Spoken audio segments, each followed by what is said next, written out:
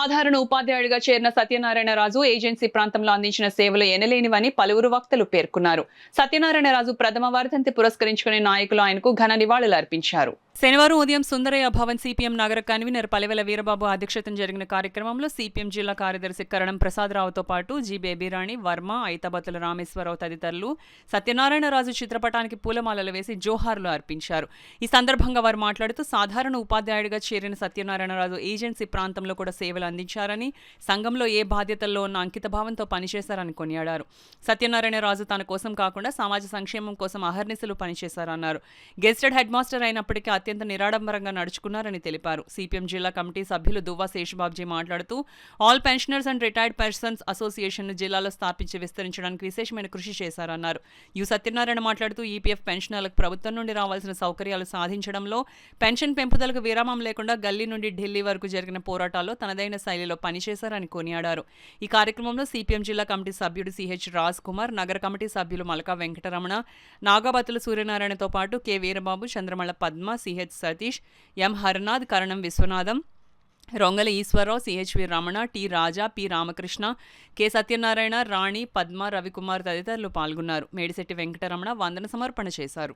నేను కమ్యూనిస్టుని అని చెప్పుకోవడానికి పైకి ఇబ్బంది పడేటువంటి రోజుల్లో కూడా తాను తన సంఘం వేరే ఇతర సంఘాల మీటింగ్లోకి వెళ్ళిన రోజు ఓపెన్గానే పార్టీ యొక్క సింబల్ని ఆయన బహిర్గతంగా చెప్పడం, ఆ రకంగా తను కమ్యూనిస్టునని చెప్పకుండానే చాటుకోవడం ఆయనకి ఈ సందర్భంగా ఆయన యొక్క చైతన్యానికి గీటురాయిగా మనందరం కూడా గుర్తించుకోవాలి. ఈ సందర్భంగా ఆయనకి, ఆయన కుటుంబానికి జోహార్లు. పుట్టిన పిల్లలందరి పరిస్థితులు ఒకలాగా ఉండవు. కొంతమంది కొంత బాధలు ఉంటాయి. ఆ బాధల్లో ఆయన ఒక మానసికంగా కృంగిపోయాడు. ఆ బాధ ఆయన్ని చనిపోయే వరకు కూడా ఆ బాధ ఆయన వెంటాడింది. ఆ రకంగా ఆయన మన మధ్య లేకుండా పోయారు. కానీ ఆయన ఆశయాలు, ఆయన ఆలోచన, ఆయన చేసిన పని, ఆయన కృషి ఇదంతా మనలోనే ఉంది. దాన్ని ముందుకు తీసుకెళ్ళడమే ఆయనకు నిజమైనటువంటి నివాళులు అర్పించడం. జోహర్లు సత్యనారాయణరాజు చిన్న వయసు వాళ్ళైనా అంటే ఆయన నేను కలిసి ఒక ఆఫీస్ బ్యారర్స్ కమిటీల్లో పనిచేసాం చాలా కాలం. వయసు చిన్నవాళ్ళని చెప్పి ఏదో తక్కువగా చూడడం కానీ అలా లేకుండా, నేను అధ్యక్షుడిగా జనరల్ సెక్రటరీగా పనిచేసేటప్పుడు కూడా ఆయనకి ఏ పని అప్పచెప్పినా అంటే పార్టీలో నమ్రత అని చెప్తారు. అంటే మొత్తం వ్యవస్థ పట్ల విశ్వాసం ఎక్కువ కాదు. ఆయన ఆ విధంగా చిన్నవాళ్ళను కూడా వాళ్ళ సలహాలు కూడా తీసుకుంటూ ఆయన పనిచేసేవారు. ఆ రోజున వాళ్ళందరికీ రాయితీలు వచ్చాయి. వాళ్ళు ఎంత కట్టారో 1,30,000, 1,25,000 అన్నీ వచ్చేసాయి. వచ్చేసిన తర్వాత వాళ్ళ పెన్షన్స్ కూడా పెరిగాయి.